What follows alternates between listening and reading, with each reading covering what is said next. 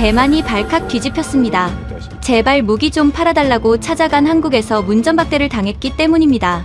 국가 존망이 걸린 위기 속에서 미국에게 버려진 대만. 자칫하면 중국에게 먹힐 상황에서 지푸라기라도 잡는 심정으로 한국으로 향했죠. 하지만 한국의 반응은 너무나도 싸늘했습니다. 간첩이 득실되는 나라와 절대 거래 안 합니다. 대만의 애원에도 불구하고 단칼에 거절한 한국. 세계는 경악했습니다. 하지만 그 거절 뒤에는 아무도 몰랐던 한국의 소름 돋는 큰 그림이 숨겨져 있었습니다. 도대체 무슨 일이 있었던 걸까요? 한국이 대만을 문전박대한 진짜 이유, 지금 시작합니다. 지금 제 손에는 꼬깃꼬깃 구겨진 영수증 이면지 한 장이 들려 있습니다. 잉크가 번져 희미해진 글씨들, 그리고 거칠게 찢겨나간 모서리.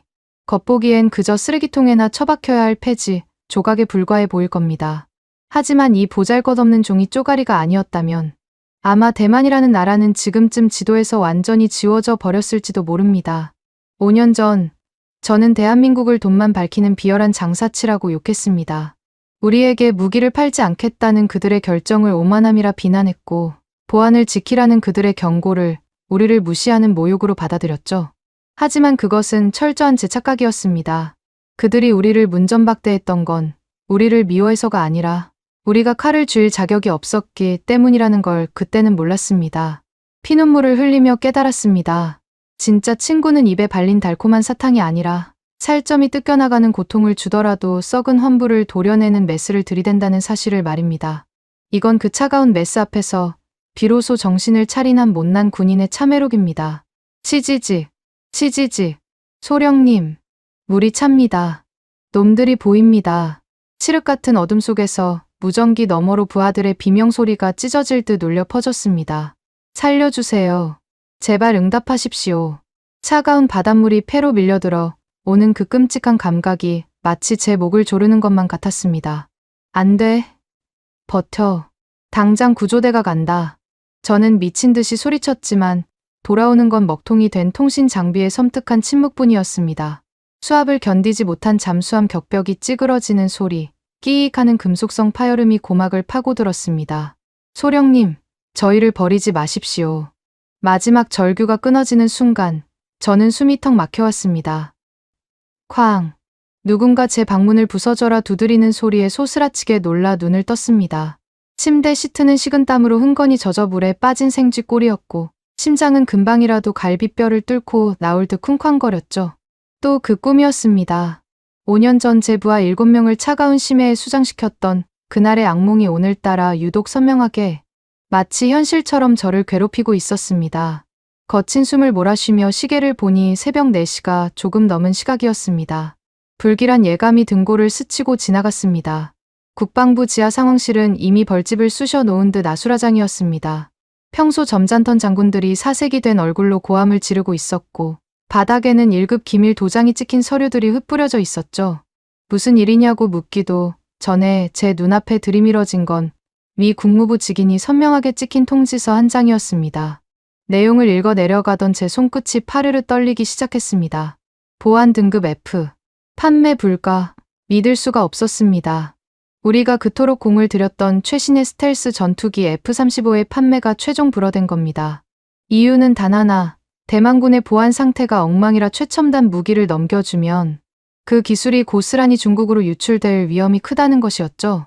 이건 단순한 거절이 아니라 사형 선고나 다름없었습니다.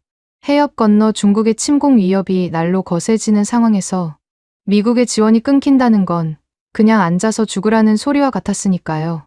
무거운 침묵이 회의실을 짓누르고 있을 때였습니다. 또각또각 구두 굽소리를 내며 한 남자가 들어왔습니다. 대만 국방부 획득본부장 린 국장이었죠. 하버드 출신의 엘리트이자 누구보다 냉철한 이성주의자로 불리는 그가 묘한 미소를 띠며 입을 열었습니다. 미국 놈들은 배가 불렀습니다. 지들이 안 팔면 우리가 망할 줄 아나 보군요. 그의 목소리는 소름 끼칠 정도로 차분했습니다. 그는 패닉에 빠진 장군들을 천천히 둘러보며 말을 이었죠. 하지만 우리에겐 더 좋은 대안이 있습니다. 돈 냄새만 맡으면 지옥 끝까지라도 쫓아오는 사냥개들이 있으니까요. 기술은 미국보다 좋으면서 돈만 주면 영혼까지 파는 나라. 바로 한국입니다. 한국. 그 단어를 듣는 순간 제 미간이 찌푸려졌습니다. 제 기억 속의 한국은 돈만 주면 뭐든 파는 신이라고는 없는 철저한 비즈니스 국가였기 때문입니다. 하지만 린 국장은 제 앞으로 다가와 어깨를 툭툭 치며 나지막이 속삭였습니다. 첸 소령. 자네 5년 전 그 사고 잊지 않았겠지. 통신만 제대로 됐어도 부하들은 살았을 거야. 낡아 빠진 미제 장비 탓에 아까운 목숨들이 수장됐어. 한국의 K링크 전술 통신망이라면 그런 비극은 다시 없네. 자네가 가서 가져오게. 무슨 수를 써서라도. 그의 말은 제 가장 아픈 상처를 후벼 팠습니다. 반박할 수 없었습니다. 아니, 오히려 오기가 생겼습니다. 그래, 돈만 밝히는 한국 놈들에게 돈다발을 안겨주고 내 부하들을 지킬 최고의 방패를 사오겠다. 그렇게 다짐했죠. 린 국장은 양복 안주머니에서 최신형 스마트폰 하나를 꺼내 제게 건네주었습니다. 이건 보안폰이네. 협상 내용은 오직 이걸로만 보고하게. 한국 놈들은 도청의 귀재들이니까 절대 개인 휴대폰은 쓰지 말고. 저는 그 세심한 배려에 고개를 숙여 깊이 감사했습니다. 그때는 꿈에도 몰랐습니다. 그 번쩍이는 휴대폰이 저를 감시하는 족쇄이자 우리의 모든 동선을 적에게 실시간으로 알리는 위치 추적기였다는 사실을 말입니다. 그렇게 저는 현금 20조 원이라는 천문학적인 예산 집행 권한을 들고 비장한 각오로 서울행 비행기에 몸을 실었습니다.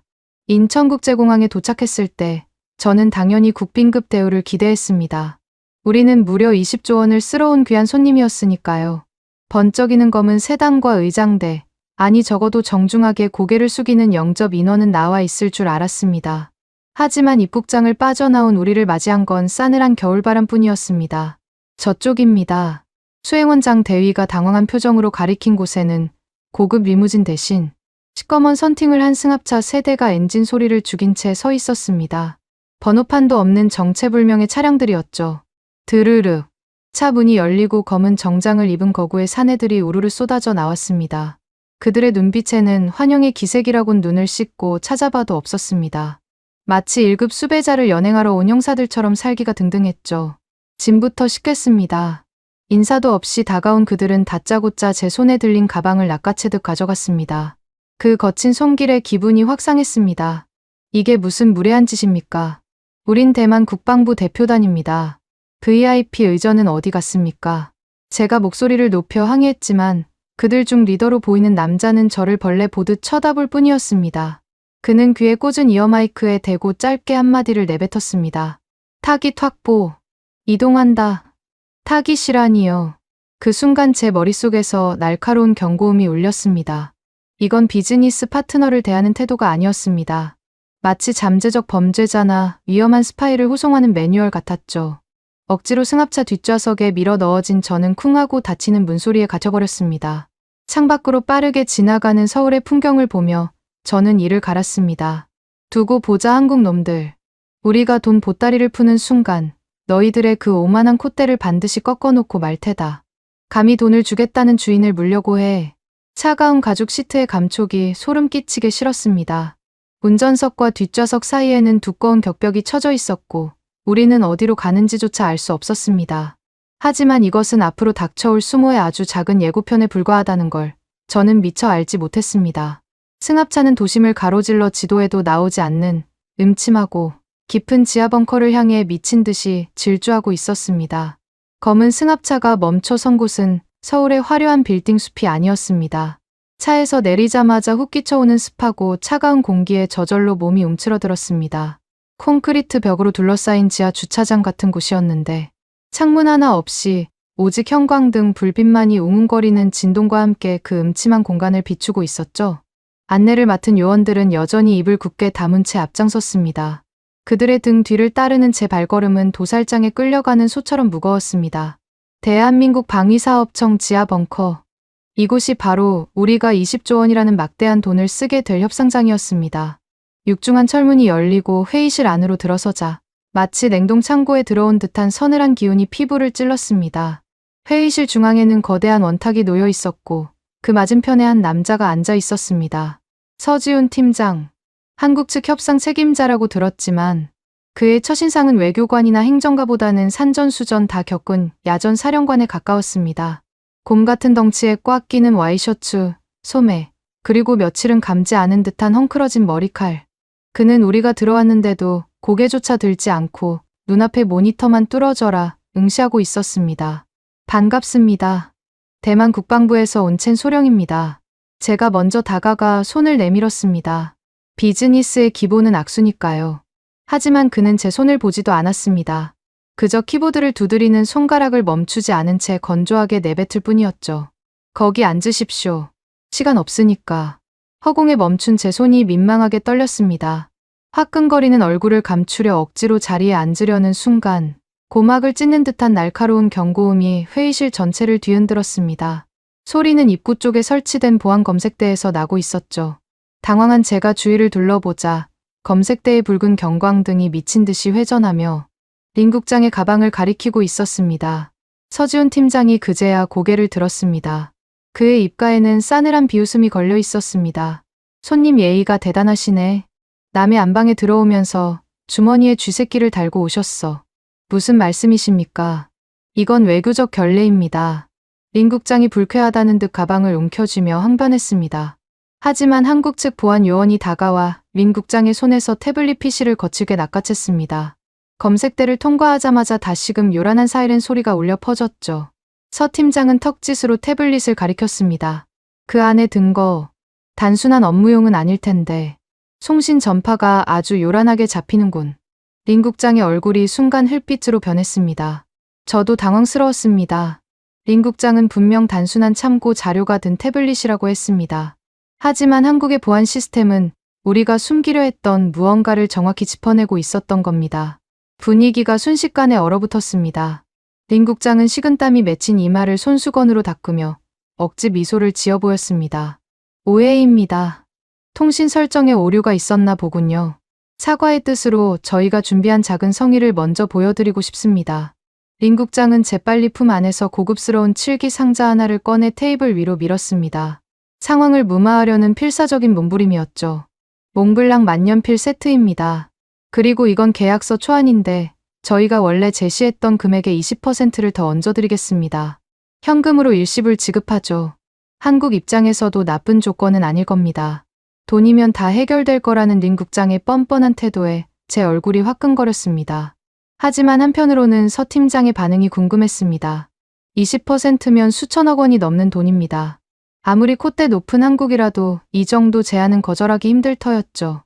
서 팀장은 묵묵히 그 상자를 바라보았습니다. 잠시 후 그가 투박한 손을 뻗어 만년필을 집어들었습니다. 좋은 물건이군요. 그가 만년필을 이리저리 돌려보며 중얼거렸습니다. 린 국장의 얼굴에 안도의 빛이 스쳤습니다. 마음에 드신다니 다행입니다. 앞으로 잘 부탁드린다는 의미로. 말이 채 끝나기도 전이었습니다. 끔찍한 파열음이 회의실의 정적을 깼습니다. 제 눈을 의심했습니다. 서지훈 팀장이 손에 쥐고 있던 육중한 크리스털 재떨이로 방금 받은 만년필을 사정없이 내려 찍은 겁니다. 검은 플라스틱 조각과 잉크가 사방으로 튀었고 고급 만년필은 형체를 알아볼 수 없는 고철 덩어리가 되어버렸습니다. 이게 무슨 짓입니까? 놀라서 벌떡 일어난 제 말문이 막혔습니다. 서 팀장은 아무 일도 없었다는 듯 박살난 만년필 잔해 속에서 핀셋으로 무언가를 집어 올렸습니다. 쌀알보다 작은 크기의 금속 칩이었습니다. 놀랍게도 그 작은 칩에서는 여전히 붉은 빛이 미세하게 깜빡거리고 있었죠. 도청기, 그것도 최신형이네. 서 팀장의 목소리는 지옥에서 올라온 듯 낮고 음산했습니다. 그는 그 칩을 린 국장의 눈앞에 들이밀며 으르렁거렸습니다. 선물입니까? 아니면 수갑입니까? 계약금 더 얹어준다는 핑계로 우리 시스템에 구멍을 뚫으시겠다. 아닙니다. 저는 정말 모르는 일입니다. 린 국장이 손사래를 쳤지만 이미 그의 눈동자는 심하게 흔들리고 있었습니다. 서 팀장은 칩을 손가락으로 으깨버린 뒤 자리에서 벌떡 일어났습니다. 거대한 곰이 일어서는 듯한 위압감에 저도 모르게 뒷걸음질을 쳤습니다. 협상은 없습니다. 전원 추방해. 그의 명령은 단호했습니다. 대기하고 있던 무장 요원들이 순식간에 우리를 포위했습니다. 이게 무슨 날벼락입니까? 협상 테이블에 앉은 지 10분도 채 되지 않았습니다. 20조 원을 들고 온 국빈을 이렇게 개 쫓듯 쫓아낸다는 게 말이 됩니까? 팀장님, 오해입니다. 제 말을 좀 들어보십시오. 제가 다급하게 외쳤지만 요원들은 제 양팔을 억세게 붙잡고 출구로 끌고 갔습니다. 질질 끌려나가며 뒤를 돌아보았을 때 서지훈 팀장은 이미 다시 모니터로 시선을 돌린 채였습니다. 하지만 문이 닫히기 직전 그가 던진 마지막 한마디가 비수처럼 날아와 제 가슴에 꽂혔습니다. 귀를 씻고 눈을 뜨십시오. 똥인지 된장인지 구분도 못하면서 총은 무슨 얼어 죽을 총이야. 육중한 철문이 닫히는 진동과 함께 서 팀장의 모습이 시야에서 사라졌습니다. 벙커 밖으로 쫓겨난 우리는 멍하니 서로를 바라보았습니다. 수치심과 분노로 온몸이 떨렸습니다. 귀를 씻고 눈을 떠라. 그게 무슨 뜻인지 그때는 알지 못했습니다. 그저 우리를 조롱하는 말이라 생각했죠. 주먹을 꽉 쥐었습니다. 손톱이 살을 파고드는 고통조차 느껴지지 않을 만큼 분노가 치밀어 올랐습니다. 두고 보자. 내 이 치욕을 절대 잊지 않겠다. 반드시 내 놈들이 무릎 꿇고 빌게 만들 것이다. 한국의 차가운 겨울바람이 뺨을 때렸지만 제 가슴 속에서 타오르는 증오의 불길은 꺼질 줄을 몰랐습니다. 그렇게 우리는 빈손으로, 아니 짓밟힌 자존심만 끌어안고 타이베이행 비행기에 몸을 실어야 했습니다. 하지만 이것이 끝이 아니었습니다. 한국이 던진 그 차가운 거절은 대만을 더 깊은 수렁으로 밀어넣는 방아쇠가 되고 말았으니까요. 악마의 속삭임은 바로 그 틈을 노리고 있었습니다. 타이베이로 돌아오는 비행기 안은 무거운 침묵만이 감돌았습니다. 저는 창밖의 구름을 멍하니 바라보며 입술을 깨물었습니다. 억울했습니다. 대한민국 방위사업청 벙커에서 쫓겨나던 그 순간의 치욕이 뇌리에 박혀 떠나질 않았습니다. 귀를 씻고 눈을 뜨라니 도대체 그게 무슨 오만한 소리란 말입니까? 제 분노가 극에 달해 있을 때 옆 좌석에 앉은 린 국장이 한숨을 내쉬며 정적을 깼습니다. 첸 소령. 자네도 봤지. 한국 놈들이 얼마나 교활한지 말이야. 그의 목소리에는 억울함이 가득 묻어 있었습니다. 그는 넥타이를 거칠게 풀어 헤치며 이를 갈았습니다. 그 도청기 절대 우리 것이 아니야. 생각해보게. 내가 미치지 않고서야 적진 한복판에 들어가면서 그런 뻔한 수를 쓰겠나. 그건 한국 놈들이 미리 심어둔 거야. 협상을 결렬시키고 우리에게 책임을 뒤집어 씌우기 위한 자작극이라고. 그의 말은 묘한 설득력이 있었습니다. 그렇습니다. 상식적으로 생각하면 말이 안 되는 일이었습니다. 하버드 출신의 엘리트인 린 국장이 그런 허술한 실수를 할 리가 없었죠. 저는 서지훈 팀장의 그 싸늘한 눈빛을 떠올렸습니다. 처음부터 우리를 범죄자 취급하던 그 태도, 모든 것이 짜여진 각본처럼 느껴지기 시작했습니다. 맞습니다, 국장님. 그들은 처음부터 우리에게 무기를 팔 생각이 없었던 겁니다. 그러니 그런 더러운 함정을 팠겠지요. 제 맞장구에 린 국장의 입가에 희미한 미소가 스쳤다 사라졌습니다. 공항에 도착하자마자 우리는 또 한 번 놀랄 수밖에 없었습니다. 입국장 게이트 너머로 수백 명의 기자들이 카메라 플래시를 터뜨리며 몰려들었기 때문입니다. 평소 같으면 환영 인파였겠지만 이번엔 분위기가 달랐습니다. 국장님, 한국이 대만을 모욕했다는 게 사실입니까? 혈맹이라던 한국이 돈 때문에 우방을 벌였다는데 정부의 입장은 무엇입니까? 질문들은 날카로운 화살이 되어 쏟아졌습니다. 누군가가 벌써 정보를 흘린 게 분명했습니다. 린 국장은 당황한 기색 없이 마이크 앞에 섰습니다. 그는 비통한 표정으로 하지만 단호한 어조로 군중을 향해 외쳤습니다. 국민 여러분, 죄송합니다. 우리는 한국을 믿고 20조 원을 들고 갔지만 돌아온 건 조롱과 멸시뿐이었습니다. 그들은 우리의 안보 위기를 이용해 터무니없는 뒷돈을 요구했고 우리가 거절하자 누명을 씌워 쫓아냈습니다. 이것은 명백한 외교적 도발입니다. 그의 선동적인 연설은 기름을 부은 듯 타오르는 여론의 불을 질렀습니다. 다음 날 아침 국방부 집무실 창밖으로 내려다 보이는 광장은 반한 시위대로 가득 차 있었습니다. 태극기가 찢겨나가고 한국 제품들이 불타오르는 광경을 보며 저는 묘한 카타르시스를 느꼈습니다. 그래, 저 오만한 한국 놈들에게 본때를 보여줘야 해. 우리가 너희 없으면 망할 줄 아나 보지. 그때 회의실 문이 열리고 린 국장이 두툼한 서류 뭉치를 들고 들어왔습니다. 그의 표정은 비장했습니다. 첸 소령. 한국 놈들이 우리를 버렸다고 해서 우리가 주저앉을 순 없네. 여기를 보게. 그가 테이블 위에 펼친 것은 드래곤 아이라는 낯선 레이더 시스템의 제안서였습니다.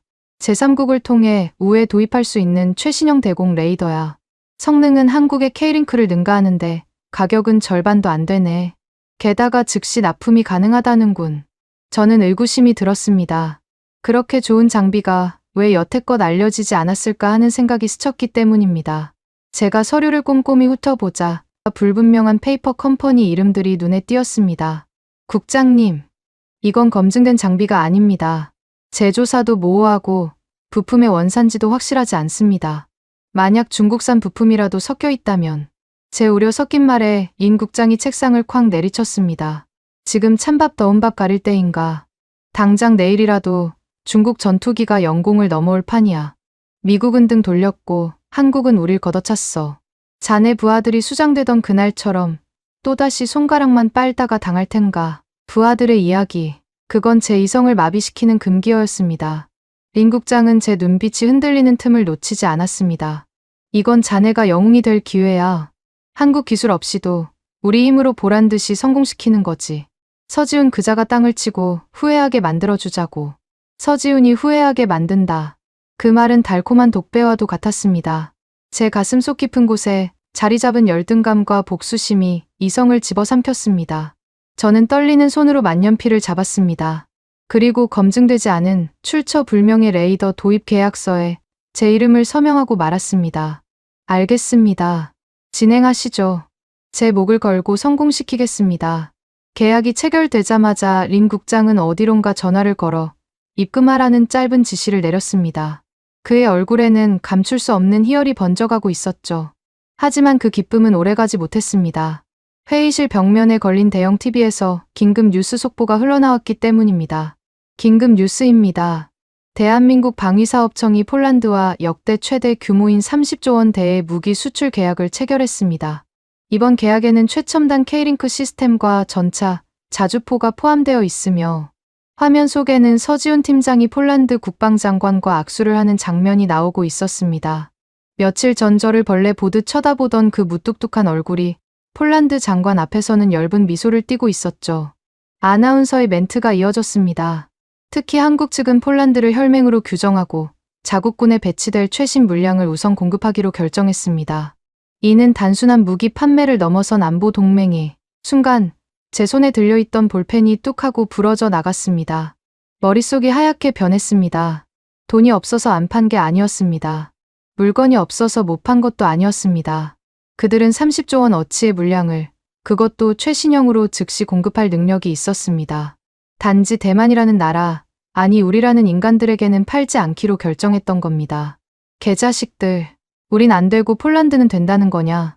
치밀어 오르는 모멸감에 눈앞이 붉어졌습니다. 화면 속 서지훈 팀장은 마치 저를 비웃는 것 같았습니다. 너희 같은 삼류들에게 줄 무기는 없다. 그렇게 말하는 듯했죠. 옆에 있던 린 국장이 혀를 차며 중얼거렸습니다. 보게, 저게 놈들의 본색이야. 돈 많이 주는 유럽 백인들한테는 꼬리를 흔들고 우리 같은 아시아 이웃은 헌신짝처럼 버리는 거지. 그의 말이 기름이 되어 제 분노에 활활 타올랐습니다. 저는 주먹으로 테이블을 내리치며 소리쳤습니다. 두고 봐라 서지훈. 내 놈들이 판 그 비싼 무기보다 우리가 도입한 드래곤 아이가 훨씬 뛰어나다는 걸 증명해 보일 테다. 내 손으로 반드시 증명해서 내 놈이 내 앞에 무릎 꿇고 빌게 만들겠다. 그것은 잘못된 확신이었습니다. 아니, 파멸로 향하는 폭주 기관차의 출발 신호였습니다. 제 눈을 가린 분노와 열등감은 바로 눈앞에 입을 벌리고 있는 지옥의 구렁텅이를 보지 못하게 만들었습니다. 드래곤, 아이, 용의 눈이라 불리는 그 레이더가 실은 우리를 감시하고 파괴할 악마의 눈이라는 사실을 알기까지는 그리 오랜 시간이 걸리지 않았습니다. 해발 2500m, 구름조차 발 아래 머무는 대만 최전방 레이더 기지의 바람은 살을 애는 듯 차가웠습니다. 하지만 제 등줄기에는 식은땀이 흐르고 있었습니다. 오늘은 우리가 한국의 도움 없이 독자적으로 도입한 드래곤 아이, 레이더 시스템이 처음으로 가동되는 날이었습니다. 상황실의 공기는 팽팽하게 당겨진 활시위처럼 긴장감으로 가득 차 있었죠. 저는 팔짱을 낀 채 메인 스크린을 노려보았습니다. 이 거대한 모니터에 어떤 그림이 그려지느냐에 따라 제 운명은 물론 대만의 안보가 결정될 터였습니다. 시스템 가동합니다. 전원 투입. 오퍼레이터의 복창과 함께 웅장한 구동음이 상황실을 울렸습니다. 드래곤, 아이. 그 이름처럼 거대한 레이더가 천천히 회전하기 시작했고 까만 화면 위로 초록색 스캔 라인이 선명하게 그려지기 시작했습니다. 1초, 2초, 3초. 숨막히는 정적 속에서 첫 번째 데이터가 수신되었습니다. 탐지 성공. 반경 500km 내 모든 비행체 식별 완료. 좌표 오차 범위 제로입니다. 와, 상황실 내에서 환호성이 터져 나왔습니다. 화면에는 대만 해협을 지나는 민항기와 초계기들의 위치가 점점이 그리고 정확하게 표시되고 있었습니다. 한국의 K링크 시스템과 비교해도 손색이 없는, 아니 오히려 더 빠른 반응 속도였습니다. 제 입가에 회심의 미소가 번졌습니다. 보십시오, 국장님. 우리가 해냈습니다. 한국 놈들의 콧대를 꺾어버릴 수 있게 됐습니다. 함께 상황실을 찾은 린 국장도 만족스러운 표정으로 제 어깨를 두드렸습니다. 거 보게 첸 소령. 내 말이 맞지 않나. 비싼 돈 주고 한국산 살 필요 없었다니까. 이게 바로 자주국방이야. 저는 주먹을 불끈 쥐었습니다. 서지훈 팀장의 그 오만한 얼굴이 떠올랐습니다. 지금 이 장면을 그에게 보여주고 싶었습니다. 내가 쓰레기 취급했던 우리가 보란듯이 성공했다고 소리치고 싶었죠. 그렇게 시스템 가동 30분이 지날 때까지 모든 것은 완벽해 보였습니다. 아니, 완벽하다고 믿고 싶었습니다. 그 악몽이 시작되기 전까지는 말입니다. 소령님, 이상합니다. 갑자기 레이더 콘솔을 조작하던 오퍼레이터의 목소리가 떨려왔습니다. 무슨 일이야? 서북쪽 공역에서 미확인 비행체가 포착되었습니다. 중국군 제니10 전투기로 추정됩니다. 그런데 뭐, 침착하게 보고해. 그게, 숫자가 이상합니다. 제가 급히 콘솔로 다가가 화면을 들여다보았습니다. 분명 처음에는 붉은 점 하나가 찍혀 있었습니다. 중국군의 통상적인 영공 정찰 비행으로 보였죠. 그런데 그 순간 믿을 수 없는 일이 벌어졌습니다. 띠링, 띠링, 띠링. 경고음이 연달아 울리더니 화면 속의 붉은 점 하나가 둘이 넷으로, 넷이 16으로 순식간에 증식하기 시작했습니다. 마치 세포 분열을 하듯 레이더 화면을 뒤덮어가는 붉은 점들의 향연. 그것은 단순한 오류라고 하기에는 너무나 기이하고 공포스러운 광경이었습니다. 목표물 100개 돌파, 200개, 300개. 소령님, 레이더상으로는 중국 공군 전 병력이 우리 쪽으로 몰려오고 있습니다. 말이 되는 소리를 해. 중국 놈들이 전면전이라도 일으켰다는 거야. 제가 소리쳤지만 오퍼레이터는 공포에 질려 모니터에서 손을 떼고 뒷걸음질 쳤습니다. 아닙니다. 이건 유령입니다. 실제 육안 관측소에서는 아무것도 안 보인다고 합니다. 레이더만 미쳐 날뛰고 있습니다. 그때였습니다. 상황실의 메인 스피커에서 치지직거리는 잡음이 들려왔습니다. 통신 주파수가 혼선된 듯한 소리였죠. 통신반, 당장 잡음 잡아. 뭐 하는 거야? 하지만 통신 장교는 헤드셋을 집어 던지며 비명을 질렀습니다. 잡음이 아닙니다, 소령님. 이건 스피커의 볼륨이 저절로 올라갔습니다. 그리고 그 안에서 흘러나온 소리는 기계적인 잡음이 아니었습니다. 깔깔깔. 그것은 사람의 웃음소리였습니다. 아니, 사람의 목소리를 흉내낸 기계음이 기괴하게 비틀린 소름 끼치는 조소였습니다. 수백 명의 어린아이들이 동시에 비웃는 듯한 그 소리가 상황실 전체를 쩌렁쩌렁 울렸습니다. 등골이 오싹해지며 온몸에 털이 곤두섰습니다. 이것은 단순한 고장이 아니었습니다. 누군가 우리 시스템을 가지고 놀고 있는 것이었습니다. 소령님, 장 대위님기입니다. 긴급 구조 요청이 들어왔습니다. 심장이 덜컥 내려앉았습니다. 오늘 새 레이더의 성능 시험을 위해 초계 비행을 나간 파일럿이 바로 제 오른팔인 장 대위였습니다. 연결해. 스피커로 돌려. 메이데이, 메이데이. 여기는 독수리 하나. 계기판이 먹통이다. 조종불능, 조종불능. 장 대위의 다급한 목소리가 스피커를 뚫고 나왔습니다. 5년 전 바닷물 속에서 죽어가던 부하들의 목소리가 겹쳐 들렸습니다. 안 돼. 이번엔 안 돼. 장 대위. 침착해. 수동으로 전환하고 고도를 높여. 제가 마이크를 잡고 고함을 질렀습니다. 하지만 돌아오는 대답은 절망적이었습니다. 안 됩니다. 기체가 말을 안 듣습니다.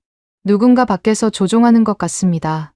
좌표가 바다로 향하고 있습니다. 으악. 장 대위. 대답해. 장 대위. 소령님. 죄송합니다. 딸아이를. 제 딸을 부탁드. 쾅. 끔찍한 폭발음과 함께 통신이 끊겼습니다. 상황실에 죽음 같은 정적이 감돌았습니다. 제 손에서 마이크가 힘없이 떨어져 나갔습니다. 다리가 후들거려 서 있을 수조차 없었습니다. 5년 전의 악몽이, 아니 그보다 더 끔찍한 현실이 제 눈앞에서 재현된 겁니다. 한국의 경고를 무시하고 내 자존심을 세우겠다고 들여온 이 고철 덩어리가 내 가장 아끼는 부하를 또다시 죽음으로 몰아넣은 것입니다. 숨이 안 쉬어져 가슴을 부여잡고 바닥에 주저앉았습니다. 과호흡이 오며 시야가 흐릿해졌습니다. 그때 미쳐 날뛰던 붉은 점들이 사라지고 레이더 메인 스크린이 검게 변했습니다. 전원이 나간 것일까요? 아니요. 차라리 전원이 나갔으면 좋았을 겁니다. 껌뻑. 검은 화면 중앙에 핏빛처럼 붉은 글씨가 천천히 떠올랐습니다. 니 하오. 중국어 인사말. 그것은 우리를 향한 인사가 아니었습니다. 너희의 심장은 이미 우리가 쥐고 있다는 섬뜩한 사형 선고였습니다. 드래곤 아이는 중국이 심어놓은 트로이의 목마였고 우리는 제 손으로 성문을 열어 적을 안방으로 들인 꼴이었습니다. 이건 함정이야. 린 국장은 이미 사색이 되어 어디론가 사라진 뒤였습니다. 상황실의 장교들은 패닉에 빠져 우왕좌왕하고 있었고 기괴한 웃음소리인 깔깔깔 소리는 멈추지 않고 계속해서 울려 퍼졌습니다. 바닥을 기어가던 제 손에 무언가가 잡혔습니다. 주머니에서 떨어진 꼬깃꼬깃하게 구겨진 종이 뭉치였습니다. 한국에서 쫓겨날 때 서지훈 팀장이 쓰레기통에서 주워 제 가슴팍에 던져주었던 바로 그 영수증 이면지였습니다. 귀를 씻고 눈을 뜨십시오. 서 팀장의 환청이 들려왔습니다. 눈물이 앞을 가려 흐릿한 시야로 그 종이를 펴보았습니다. 그저 쓰레기인 줄 알고 처박아 두었던 그 종이 뒷면에 깨알 같은 글씨들이 인쇄되어 있었습니다. 그것을 본 순간 제 심장이 멎는 듯했습니다. 그것은 단순한 영수증이 아니었습니다. 제가 지금 겪고 있는 이 모든 지옥도에 대한 해답이, 그리고 우리가 얼마나 멍청했는지를 보여주는 결정적인 증거가 그 안에 담겨 있었습니다. 붉은색 니아오라는 글자가 박힌 메인 스크린은 마치 악마의 눈동자처럼 상황실을 내려다보고 있었습니다. 웅성거리는 장교들의 비명, 끊임없이 울리는 경보음, 그리고 제 머릿속을 맴도는 장 대위의 마지막 단말마. 모든 것이 현실감 없이 윙윙거리는 이명으로 변해 제 고막을 때렸습니다. 저는 바닥에 주저앉아 거친 숨을 몰아쉬었습니다. 공포보다 더 끔찍한 무력감이 온몸을 짓눌렀습니다. 그때 주머니 속에서 진동이 울렸습니다. 린 국장이 준 보안폰이었습니다. 떨리는 손으로 통화 버튼을 누르자 평소의 냉철함은 온데간데 없는 린 국장의 다급한 목소리가 들려왔습니다. 첸 소령. 지금 당장 서버실로 가서 전원 내려. 아니, 하드디스크를 전부 포맷해버려. 단순 기계 결함이야. 기록이 남으면 우리가 다 뒤집어 쓴다고. 알겠나. 당장 밀어버려. 단순 기계 결함이라니요. 사람이 죽었습니다. 적국의 해킹 메시지가 떴습니다. 그런데 원인을 규명하기는커녕 증거를 인멸하라니요. 순간 제 머릿속에 번개 같은 의구심이 스쳤습니다. 왜 그는 상황을 파악하기도 전에 포맷부터 지시하는 걸까요? 마치 이 사태가 터질 것을 미리 알고 있었던 사람처럼 말입니다. 전화를 끊지 않은 채 저는 바닥에 떨어진 꼬깃꼬깃한 종이 뭉치를 다시 펴보았습니다. 한국 방사청 벙커에서 쫓겨나던 날 서지훈 팀장이 쓰레기 취급하며 제게 던져주었던 바로 그 영수증 이면지였습니다. 당시 저는 그가 저를 모욕하기 위해 쓰레기를 던졌다고 생각했습니다. 분해서 찢어버리려다가 주머니에 처박아둔 채 잊고 있었던 종이었죠. 하지만 흐릿한 눈물을 닦고 자세히 들여다본 그 종이의 뒷면에는 충격적인 진실이 인쇄되어 있었습니다. 2024년 2월 11일 발신 타이베이 국방부 린 국장 보안폰 수신 베이징 공산당 제4국 통화 시간 15분 30초 숨이 턱 막혀왔습니다. 이건 단순한 통화 기록이 아니었습니다. 제가 한국으로 떠나기 전 린 국장이 보안을 위해 쓰라며 선물했던 그 스마트폰의 백도어 로그였습니다. 서지훈 팀장은 이미 알고 있었던 겁니다.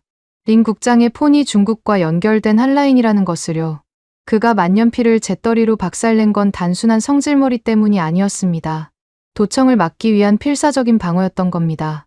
그가 우리를 10분 만에 쫓아낸 것도 모욕이 아니었습니다. 스파이의 감시망에서 저를 떼어놓고 이 결정적인 증거를 쥐어주기 위한 거친 배려였던 겁니다. 귀를 씻고 눈을 뜨십시오. 그의 마지막 목소리가 귓가에 생생하게 울렸습니다. 아, 나는 얼마나 어리석었단 말입니까? 진정한 적은 내 옆에서 웃고 있었고 진정한 아군은 악역을 자처하며 나를 구하려 했습니다.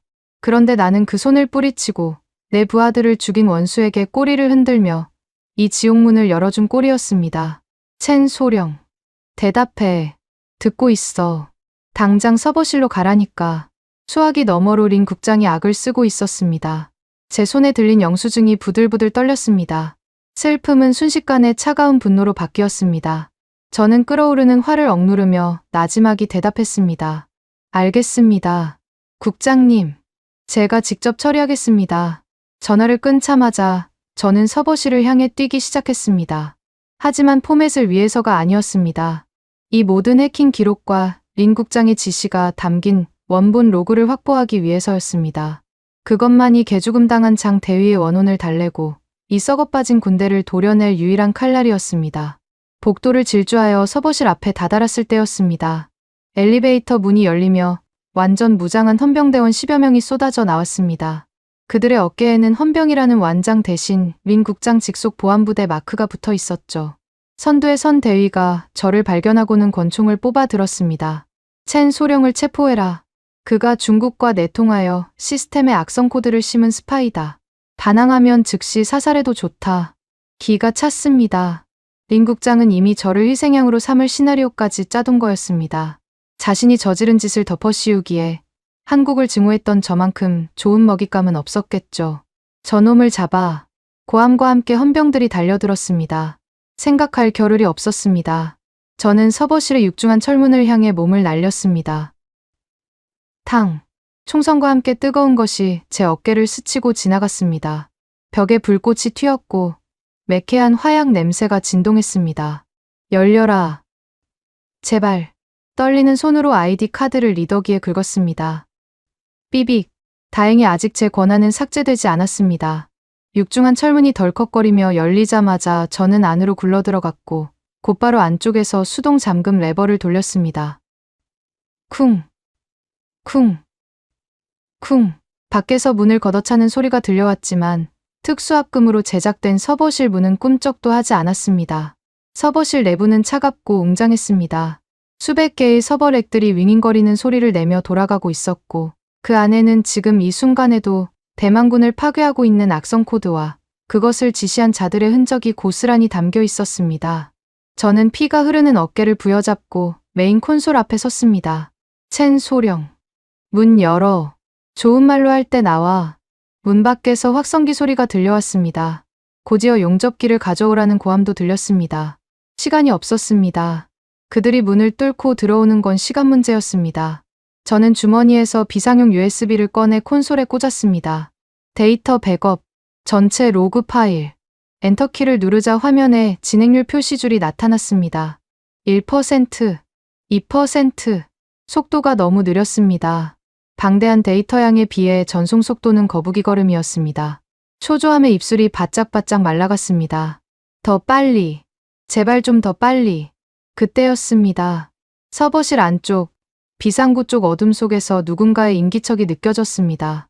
헌병대가 벌써 우회해서 들어온 걸까요? 저는 반사적으로 쇠파이프 하나를 집어들고 경계 태세를 취했습니다. 누구냐? 나와라. 어둠 속에서 천천히 걸어 나온 사람은 의외의 인물이었습니다. 장 대위였습니다. 분명 초계기 추락으로 사망한 줄 알았던 그가 흙투성이가 된 비행복을 입은 채 창백한 얼굴로 서 있었습니다. 장 대위, 살아있었구나. 다행이다. 정말 다행이야.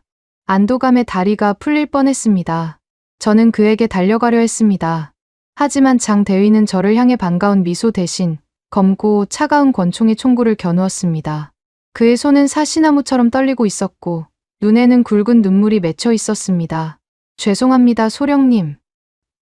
정말 죽고 싶을 만큼 죄송합니다. 장 대위, 자네 지금 뭐 하는 건가? 총 거두게. 안 됩니다. 놈들이. 린 국장이 제 딸을 데리고 있습니다. 소령님이 데이터 전송하는 걸 막지 않으면 제 딸을 중국으로 팔아넘기겠다고 했습니다. 하늘이 무너지는 것 같았습니다. 린 국장이라는 작자는 정말 인간이 아니었습니다. 부하의 목숨을 담보로 가장 믿을 수 있는 동료를 적으로 만들다니요. 밖에서는 용접기의 불꽃이 문틈을 파고들고 있었고 안에서는 제 오른팔이 저를 겨누고 있었습니다. 사면초가, 독 안에 든 쥐, 그 어떤 말로도 설명할 수 없는 절망적인 상황이었습니다. 백업 진행률은 이제 겨우 30%를 넘어가고 있었습니다. 장 대위의 검지 손가락이 방아쇠에 서서히 힘을 주고 있었습니다. 비키십시오, 소령님. 컴퓨터 부수겠습니다. 제발, 저를 살인자로 만들지 마십시오. 그의 절규 섞인 외침에 가슴이 찢어질 듯 아팠습니다. 하지만 저는 물러설 수 없었습니다. 여기서 물러서면 장 대위의 딸뿐만 아니라 대만의 모든 아이들이 노예처럼 살게 될 테니까요. 저는 결단을 내려야 했습니다. 한국의 서지훈 팀장이 저를 위해 악역을 자처했듯이 저 또한 누군가를 위해, 아니 모두를 위해 목숨을 걸어야 할 때가 온 거였습니다. 저는 쇠파이프를 버리고 천천히 장 대위의 총구 앞으로 걸어갔습니다. 그리고 제 이마를 차가운 총신에 갖다 대었습니다. 장 대위, 쏴라. 제 목소리는 떨리지 않았습니다. 오히려 그 어느 때보다 차분하고 명료했습니다. 나를 죽여도 좋다. 하지만 이 컴퓨터는 안 된다. 이걸 전송하지 못하면 내 딸은 평생 중국 속국에서 노예로 산다. 당장 살리기 위해 영원히 죽이는 선택을 할 텐가. 아빠로서 선택해라. 장 대위의 눈동자가 격렬하게 흔들렸습니다. 밖에서는 쾅하는 소리와 함께 철문의 빗장이 떨어져 나가는 소리가 들렸습니다. 헌병들이 들이닥치기 직전이었습니다. 저는 눈을 감고 마지막을 기다렸습니다. 총성이 울릴지, 아니면 기적이 일어날지. 모든 것은 이제 신의 뜻에 달려 있었습니다. 차가운 금속 총구가 제 이마를 짓누르고 있었습니다. 장 대위의 거친 숨소리가 제 얼굴에 닿을 만큼 가까웠지만 저는 눈 하나 깜빡하지 않고 그를 응시했습니다. 등 뒤에서는 용접기의 푸른 불꽃이 강철문을 녹이는 소리가 끔찍한 비명처럼 들려왔고 매캐한 연기가 서버실 바닥을 잠식해오고 있었습니다. 일촉즉발의 상황. 하지만 제 눈에 들어온 건 죽음의 공포가 아니라 제 앞에 선부하의 처절한 눈물이었습니다. 장 대위, 내 딸이 훗날 너를 어떻게 기억하길 바라나. 친구를 배신하고 나라를 팔아넘긴 겁쟁이 아빠인가? 아니면 목숨을 걸고 조국의 자유를 지켜낸 영웅인가? 제 말은 장 대위의 가슴을 후벼 파는 송곳이었습니다. 그의 손가락이 방아쇠 위에서 경련하듯 떨렸습니다. 그는 짐승 같은 울음소리를 삼키며 고개를 저었습니다. 소령님. 저는 바로 그 순간이었습니다. 등 뒤에 철문이 굉음을 내며 뜯겨 나갔습니다. 자욱한 연기 속으로 방독면을 쓴 헌병대원들이 난입했습니다. 손들어. 움직이면 쏜다. 그들의 총구는 정확히 저를 향하고 있었습니다. 이제 끝이구나 싶은 찰나 믿을 수 없는 일이 벌어졌습니다. 제 이마를 겨누고 있던 장 대위의 권총이 번개처럼 방향을 틀었습니다. 엎드리십시오, 소령님. 장 대위의 고함과 동시에 그의 총이 불을 뿜었습니다. 헌병대를 향한 사격이었습니다. 갑작스러운 반격에 당황한 헌병들이 주춤하며 엄폐물 뒤로 몸을 숨겼습니다. 어서 하십시오. 제가 맡겠습니다. 장 대위는 서버렉을 방패 삼아 응사하며 제게 소리쳤습니다. 딸을 인질로 잡힌 아비의 분노가 서린 처절한 사격이었습니다. 저는 그 틈을 놓치지 않았습니다. 바닥을 굴러 메인 콘솔로 다가갔습니다. 백업은 아직 50%. 시간이 부족했습니다. 이대로는 파일 전송이 끝나기도 전에 우리가 벌집이 될 게 뻔했습니다. 다른 방법이 필요했습니다. 그때 콘솔 옆에 놓인 비상 방송용 마이크가 눈에 들어왔습니다. 정군 비상 주파수. 버튼 하나만 누르면 대만 전역의 부대와 작전 차량, 심지어 해상의 함정까지 모든 무전기로 목소리를 송출할 수 있는 장치였습니다. 저는 떨리는 손으로 마이크를 잡고 주머니에 있던 보안폰의 오디오 잭을 콘솔에 연결했습니다. 이건 도박이다. 하지만 해볼 만한 가치가 있어. 저는 심호흡을 한번 하고 린 국장의 통화 녹음 파일을 재생 목록에 올렸습니다. 그리고 정군 송출 버튼을 힘껏 눌렀습니다. 사격 중지. 사격 중지. 헌병대장의 다급한 목소리가 들렸지만 이미 장 대위는 어깨와 다리에 총상을 입고 피를 흘리며 쓰러져 있었습니다. 장 대위. 제가 비명을 지르며 그에게 다가가려 할 때 헌병들이 저를 덮쳤습니다. 차가운 바닥에 얼굴이 처박혔고 등 뒤로 억센 군홧발이 짓누르는 고통이 전해졌습니다. 체포해. 반역자 놈들이다. 헌병대장이 제 머리에 총을 겨누며 으르렁거렸습니다. 하지만 저는 피 묻은 입술을 비틀어 웃어 보였습니다. 과연 그럴까? 지금 내 무전기에서 무슨 소리가 나오는지 잘 들어봐라. 그 순간 서버실의 스피커는 물론 헌병들의 개인 무전기, 그리고 대만 전역의 모든 군 통신망에서 찢어지는 듯한 잡음과 함께 익숙한 목소리가 흘러나오기 시작했습니다. 린 국장입니다. 베이징 지부 연결 바랍니다. 헌병대장의 동공이 지진이라도 난 듯 흔들렸습니다. 그것은 그들이 모시는 최고 사령관, 린 국장의 육성이었습니다. 네, 드래곤 아이 시스템에 백도어를 심었습니다. 한국 놈들이 심은 것처럼 위장했으니 의심받을 일은 없습니다. 네, 물론입니다. 30분 뒤에 좌표 코드를 넘기겠습니다. 대만군 방공망이 무력화되는 순간 진입하시면 됩니다. 대가는 약속하신 대로 스위스 계좌로 적나라한 매국 행위의 증거가 전파를 타고 대만 전역으로 퍼져나갔습니다. 전방의 탱크 안에서, 해안 초소에서, 그리고 전투기 조종석에서 군인들은 귀를 의심했습니다. 나라를 지키는 방패인 줄 알았던 레이더가 실은 적을 불러들이는 초인종이었고 그 버튼을 누른 자가 바로 자신들의 지휘관이었다는 사실에 정군은 경악했습니다. 서버실의 공기가 순식간에 바뀌었습니다. 저를 짓누르던 군홧발에 힘이 빠졌습니다. 헌병대장은 무전기를 멍하니 바라보며 뒷걸음질 쳤습니다. 이게 무슨, 들었나? 이게 너희가 목숨 걸고 지키려던 상관의 실체다. 저는 바닥을 짚고 비틀거리며 일어났습니다. 헌병들은 더 이상 저를 제지하지 못했습니다. 그들의 눈빛은 혼란을 넘어 극심한 배신감으로 이글거리고 있었습니다. 저는 피를 흘리며 쓰러진 장 대위에게 기어갔습니다. 다행히 숨은 붙어 있었습니다.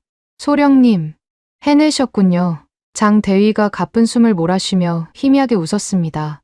저는 셔츠를 찢어 그의 상처를 지혈하며 고개를 끄덕였습니다. 자네 덕분이야. 자네가 아니었다면 불가능했어. 그때였습니다. 상황실 밖 복도에서 웅성거리는 소리와 함께 다급한 발소리가 들려왔습니다. 린 국장이 사색이 된 얼굴로 뛰어들어왔습니다. 그는 방송을 듣고 사태를 수습하러 온 것이 분명했습니다. 하지만 상황은 이미 그의 통제를 벗어난 뒤였습니다. 이게 무슨 짓이야? 첸 소령. 당장 방송 꺼. 이건 조작이야. 딥페이크라고. 린 국장이 악을 쓰며 콘솔 쪽으로 달려들었습니다. 하지만 그의 앞을 가로막은 건 제가 아니었습니다. 방금 전까지 저에게 총을 겨눴던 헌병대장이었습니다. 비키게. 내가 직접 끄겠네. 린 국장이 헌병대장을 밀치려 했지만 대장은 꿈쩍도 하지 않았습니다. 오히려 그는 천천히, 아주 천천히 자신의 권총을 들어 올려 린 국장의 가슴을 겨누었습니다. 국장님. 아니, 린 간첩. 움직이지 마십시오. 자네 미쳤나? 나는 자네 상관이야. 제 상관은 국가를 지키는 군인이지 나라를 팔아먹는 장사치가 아닙니다. 철컥. 장전되는 소리가 서버실의 정막을 갈랐습니다. 린 국장은 그제야 사태를 파악하고 털썩 주저앉았습니다. 그의 눈동자에는 권력의 정점에서 나락으로 떨어진 자의 공포가 가득했습니다. 저는 장 대위를 부축해 일으키며 그 추악한 광경을 지켜보았습니다. 끝났다. 린 국장. 제가 나지막이 말했습니다.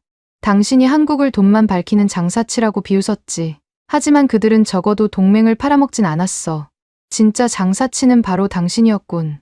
린 국장은 고개를 떨구었습니다. 헌병들이 그를 거칠게 일으켜 세워 끌고 나갔습니다. 복도 너머에서는 만세 소리와 함께 린 국장의 체포를 외치는 장병들의 함성이 파도처럼 밀려오고 있었습니다. 길고 길었던 밤이 끝나가고 있었습니다. 하지만 제 마음은 후련하기보다 무거웠습니다. 우리는 스파이를 잡았지만 남은 건 고철이 된 장비와 무너진 신뢰뿐이었습니다.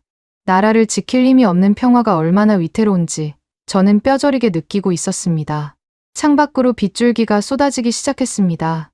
모든 오물이 씻겨 내려가길 바라는 듯 거센 폭우였습니다. 저는 부상당한 장 대위를 의무대로 보낸 뒤 비틀거리는 걸음으로 건물을 나섰습니다. 제가 가야 할 곳은 집이 아니었습니다. 염치 없고 뻔뻔하지만 지금 당장 무릎 꿇고 빌어야 할 상대가 있었습니다. 그들이 있는 곳, 대한민국 대사관으로 향하는 제 발걸음 위로 차가운 비가 하염없이 쏟아져 내렸습니다. 하늘이 뚫린 듯 쏟아지는 폭우가 제 온몸을 때렸습니다. 마치 하늘이 제 어리석음을 꾸짖는 매질 같았습니다. 타이베이 시내 한복판, 대한민국 대사관의 육중한 철문 앞에는 물웅덩이가 깊게 패여 있었고 저는 그 차가운 흙탕물 위에 무릎을 꿇고 있었습니다. 우산도, 우비도 없었습니다. 제복은 이미 물에 젖어 천근만근 무거웠고 빗물에 섞인 진흙이 얼굴을 뒤덮었지만 닦아낼 생각조차 하지 않았습니다. 지나가던 시민들이 수군거리고 대사관 경비원들이 나와서 돌아가라고 소리쳤지만 저는 망부석처럼 꼼짝도 하지 않았습니다. 제발, 한 번만 만나주십시오.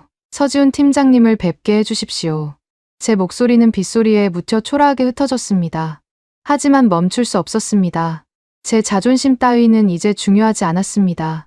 지금 이 순간에도 대만의 방공망은 구멍 뚫린 채 방치되어 있었고, 제 부하들은 불안에 떨고 있었습니다. 제가 저지른 죄를 씻을 수만 있다면, 이 자리에서 밤을 새워도, 아니 돌이 되어 죽어도 상관없다는 심정이었죠. 1시간, 2시간, 빗줄기는 더욱 거세졌고, 저체온증으로 온몸이 사시나무처럼 떨려왔습니다. 치아가 딱딱 부딪히고 의식이 흐릿해질 무렵이었습니다. 빗속을 뚫고 검은색 세단 한 대가 대사관 정문 앞에 미끄러지듯 멈춰 섰습니다. 헤드라이트 불빛이 눈부시게 쏟아졌고 뒷좌석 문이 열리며 누군가 내렸습니다. 또각또각 빗소리 사이로 구두 굽소리가 가까워지더니 쏟아지던 비가 뚝 그쳤습니다. 고개를 들어보니 제 머리 위로 커다란 검은 우산이 씌워져 있었습니다. 꼴이 이게 뭡니까? 대만 군인의 자존심은 어디다 팔아먹었습니까? 익숙한 목소리, 서지훈 팀장이었습니다. 그는 무표정한 얼굴로 저를 내려다보고 있었습니다. 그를 보자마자 참았던 서름과 죄책감이 복받쳐 올랐습니다.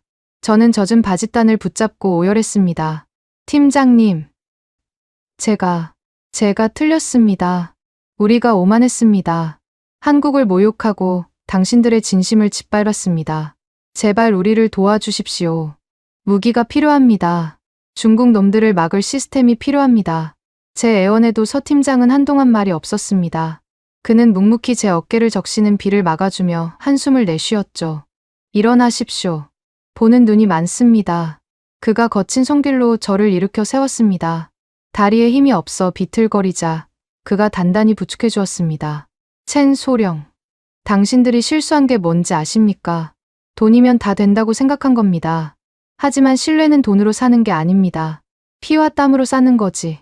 압니다. 뼈저리게 후회하고 있습니다. 염치 없지만 부탁드립니다. K링크든 뭐든 다 사겠습니다. 웃돈을 달라는 대로 다 드리겠습니다. 제발. 서 팀장이 제 말을 끊고 품 안에서 두툼한 서류 봉투 하나를 꺼내 제 가슴팍에 밀어 넣었습니다. 묵직했습니다. 저는 당연히 그것이 K링크 시스템의 긴급 판매 계약서일 거라고 생각했습니다. 하지만 봉투를 열어본 제 눈은 휘둥그레졌습니다. 그 안에는 계약서가 아니라 낯선 명단과 USB 메모리 하나가 들어있었습니다. 이게 뭡니까? 화이트 해커 50인의 명단, 그리고 우리 사이버 사령부가 개발한 악성 코드 제거용 백신입니다. 제 귀를 의심했습니다. 무기가 아니었습니다. 그가 내민 건 총칼이 아니라 병든 시스템을 치료할 의사들이었습니다. 무기는 안 팝니다. 서 팀장이 단호하게 말했습니다. 심장이 철렁 내려앉는 순간 그가 이어서 툭 내뱉은 말은 제 가슴을 강하게 울렸습니다. 청소부터 합시다. 무기는 깨끗한 그릇에 담아야 하니까. 똥물이 든 그릇에 최고급 요리를 담아봤자 그건 그냥 쓰레기일 뿐입니다. 지금 당신들 군대가 딱 그 꼴입니다. 그의 말은 거칠었지만 그 안에는 따뜻한 진심이 담겨 있었습니다. 그는 우리가 당장 급하다고 해서 무작정 무기를 팔아치우는 장사치가 아니었습니다.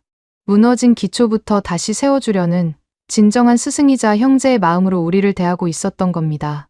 지금 즉시 한국 최고의 화이트 해커팀이 투입될 겁니다. 이 친구들은 돈 냄새가 아니라 바이러스 냄새를 맡으면 미친 개처럼 달려드는 놈들이죠. 24시간, 딱 하루면 됩니다. 눈물이 빗물과 섞여 하염없이 흘러내렸습니다. 고맙다는 말조차 나오지 않을 만큼 목이 메었습니다. 서 팀장은 젖은 제 어깨를 툭툭 털어주며 처음으로 희미한 미소를 지어 보였습니다.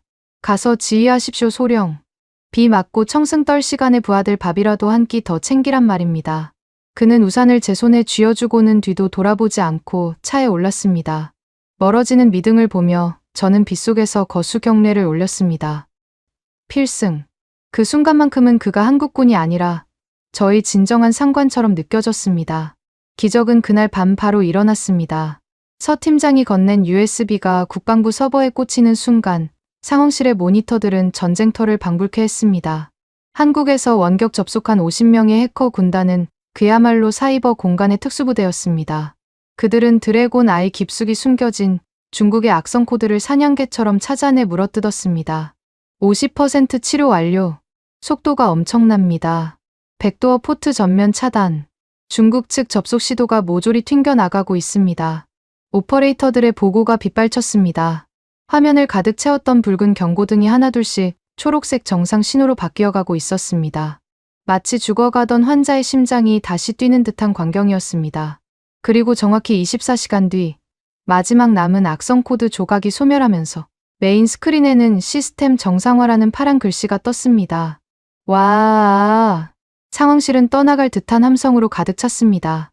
서로 얼싸안고 우는 장교들, 바닥에 주저앉아 안도의 한숨을 내쉬는 기술자들. 그 감동의 도가니 속에서 저는 서 팀장이 준 명단을 꽉 쥐고 있었습니다. 그들은 우리에게 돈 한 푼 요구하지 않고 오직 동맹의 의리 하나로 밤을 새워 우리를 지켜주었습니다. 이것이 진짜 힘이구나. 돈으로 바른 무기가 아니라 위기 순간에 등을 맡길 수 있는 친구가 있다는 것. 그것이 진정한 국방력이라는 것을 저는 비로소 깨달았습니다. 비는 그쳤지만 제 마음속에는 새로운 폭풍이 일고 있었습니다.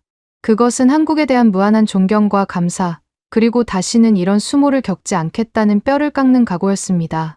하지만 서지훈 팀장의 선물은 여기서 끝이 아니었습니다.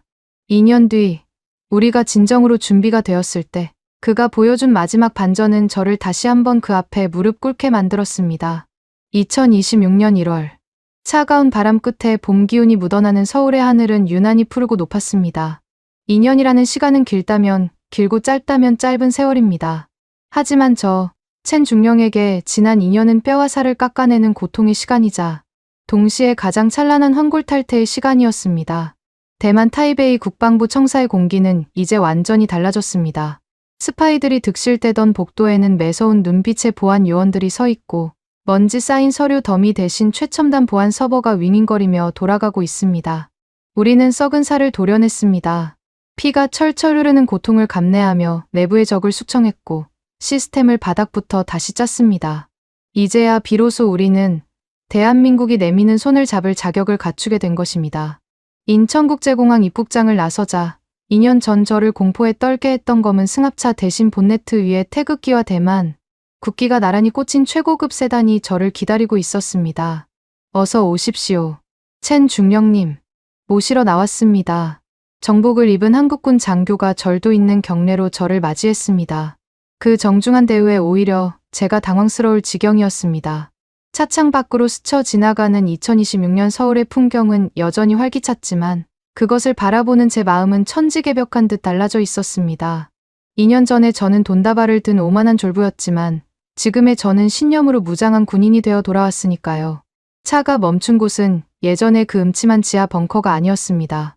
햇살이 눈부시게 쏟아지는 방위사업청 본관의 대회의실. 그곳에서 서지훈 팀장이 저를 기다리고 있었습니다. 그는 2년 전보다 흰머리가 조금 더 늘어 보였습니다.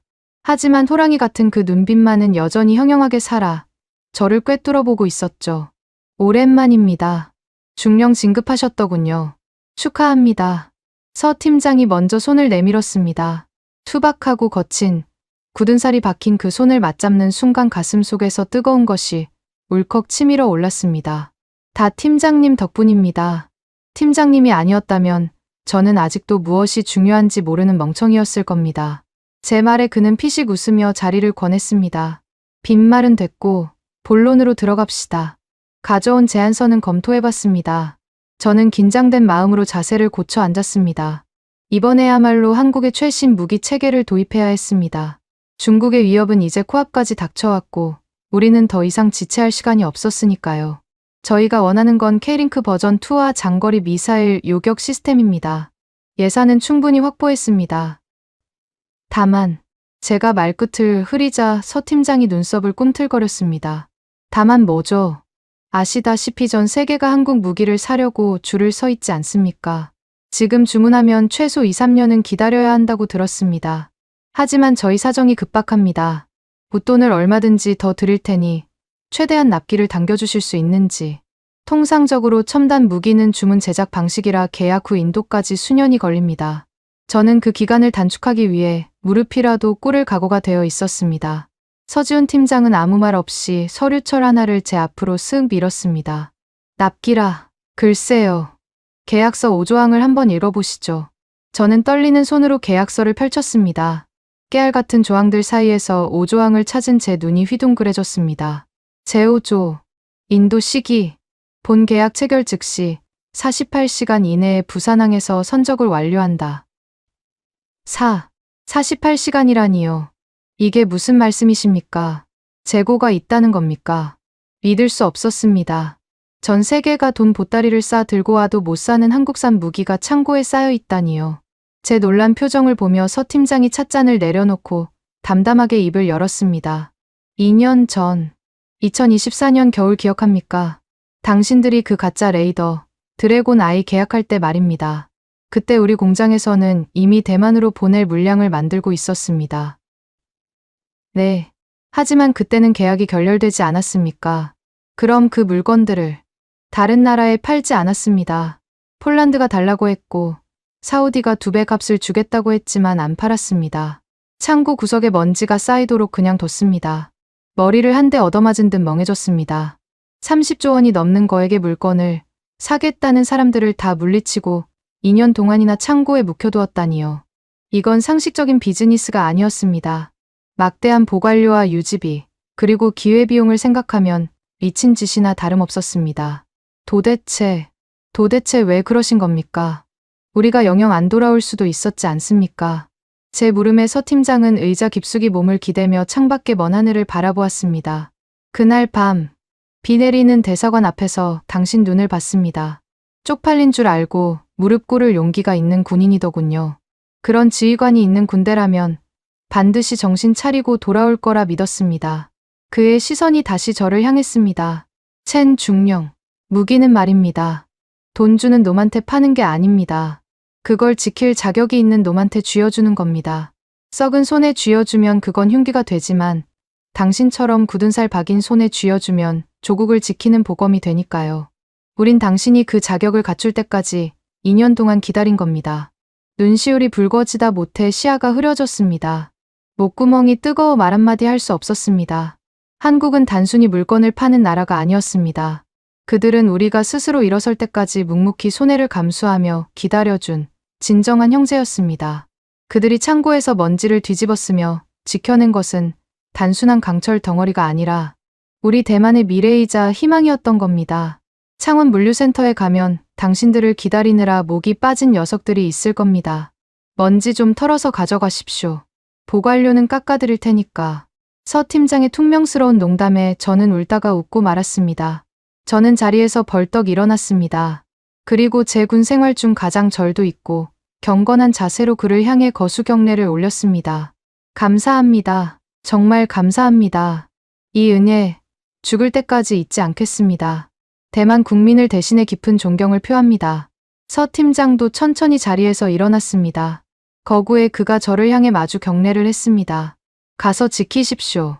당신들의 조국을, 그리고 우리의 평화를. 필승.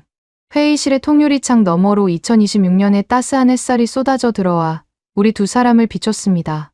우리는 국적도 다르고 군복 색깔도 달랐지만 그 순간만큼은 같은 곳을 바라보는 전우였습니다. 대만으로 돌아가는 비행기 안, 저는 창밖을 내려다보며 맹세했습니다. 기술은 돈으로 살 수 있지만 나라를 지키는 신념은 오직 실현을 통해서만 얻을 수 있다는 것을.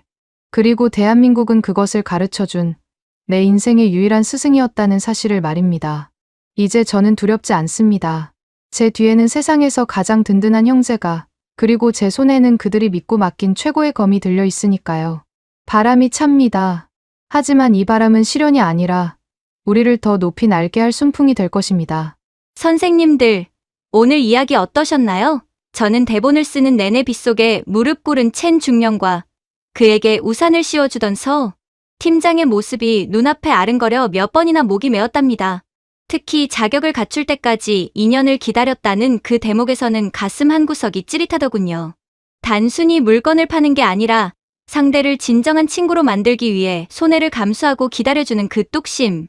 그것이야말로 돈으로는 절대 살 수 없는 우리 대한민국만의 정의자 품이 아닐까 싶습니다. 사실 저는 선생님들보다 훨씬 어린 세대라 그 시절의 배고픔이나 서러움을 머리로만 알지 가슴으로 다 알지는 못합니다. 그래서 때로는 작은 일에도 불평하고 조금만 힘들어도 주저앉으려 할 때가 많아요. 하지만 오늘 이야기를 쓰면서 다시금 깨달았습니다. 지금 전 세계가 부러워하는 이 위대한 대한민국을 만든 건 바로 이 영상을 보고 계신 선생님들의 피와 땀이었다는 사실을요. 기억나시나요? 캄캄한 독일의 지하 1000m 막장에서 석탄 가루를 마시며 검은 가래를 뱉어내던 그 시절을요. 숨이 턱턱 막히는 중동의 뜨거운 사막에서 모래바람 섞인 밥을 삼키며 콘크리트를 비비던 그날들을요. 구로공단에서 청계천에서 밤새 미싱을 돌리고 기름밥을 먹어가며 내 자식만큼은 배 골치 않게 하겠다고 이 악물고 버티셨잖아요. 그 거친 숨소리와 뚝심이 모여서 지금의 자주국방을 만들었고 세계가 우러러보는 선진국을 만든 겁니다. 그러니 선생님들, 혹여나 거울을 보며 이제 나도 늙었구나. 내가 할 수 있는 게 없구나 하며 한숨 쉬지 마세요. 절대 그러시면 안 됩니다. 선생님들의 그 주름진 손등, 마디마디 굵어진 거친 손가락을 한번 가만히 들여다봐 주세요. 그건 늙고 초라한 흔적이 아닙니다.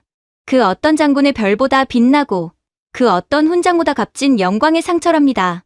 아무것도 없던 맨 땅에서 기적을 일궈낸 영웅이 바로 선생님들이십니다. 저는 그 굳은 살 박인 손을 존경합니다. 저는 앞으로도 선생님들의 곁에서 재롱도 떨고 때로는 가슴 뜨거운 이야기를 전해드리는 든든한 말동무가 되겠습니다. 적적한 밤, 잠이 오지 않는 새벽에 언제든 찾아오세요. 제가 늘 이 자리에서 기다리고 있겠습니다. 요즘 날씨가 제법 쌀쌀합니다. 겨울바람이 아직 매서우니 외출하실 때는 목도리 꼭 챙기시고 빙판길 조심하셔야 해요. 감기 걸리면 입맛도 없으실 텐데 따뜻한 국물에 밥 한 술이라도 든든하게 챙겨 드셔야 합니다. 건강이 최고라는 거 누구보다 잘 아시잖아요.